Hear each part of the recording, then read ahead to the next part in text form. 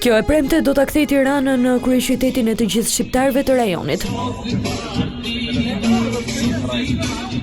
Në orën 17 në sheshin Skënderbej, qytetar nga Shqipëria, Kosova dhe Maqedonia e Veriut do të mblidhen për të protestuar në mbështetje të ish liderëve të ushtrisë çlirimtare të Kosovës, të cilët po gjykohen në Hag, të akuzuar për krime lufte dhe krime kundër njerëzimit.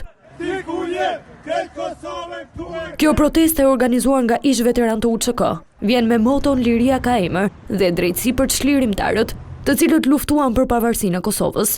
Protestës së sotme do t'i bashkohen jo vetëm qytetarë ish veteran të UÇK-s, por edhe figura politike nga Shqipëria, Kosova dhe Maqedonia e Veriut, përfshirë këtu dhe zyrtarë të lartë, si presidenti Vjosa Osmani dhe ish presidenti i Shqipërisë Alfred Mojsiu.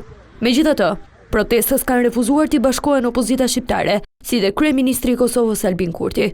Për të lehtësuar lëvizjen e qytetarëve të rajonit, me vendim të qeverisë shqiptare, rruga e Kombit do të jetë sot pa pagesë. Ndërkohë, kryebashkiaku i Prishtinës ka njoftuar se ka nënshkruar një vendim që mundson transport falas për të gjithë veteranët e ushtrisë çlirimtare të Kosovës që do të protestojnë në Tiranë. Prej 3 prillit të vitit 2023, në gjykatën speciale në Hag, po zhvillohet procesi kryesor ndaj ish presidentit Hashim Thaçi, ish kryeparlamentarëve Kadri Veseli dhe Jakub Krasniqi dhe ish presidentit Recep Selimi, të akuzuar për krime lufte dhe krime kundër njerëzimit, akuza që të katërt i kanë mohuar, ndërsa theksojnë se po gjykohen pa fakte dhe prova. Një tjetër protestë është mbajtur në Hag më 14 shtator. Një ditë para fillimit të dëgjimit të dëshmitarit të parë të mbrojtjes, ishte ndihmës sekretarit amerikan të shtetit James Rubin. Protesta është mbajtur në afërsi të ndërtesës së gjykatës speciale, ku morën pjesë rreth 10.000 shqiptar nga gjithë bota.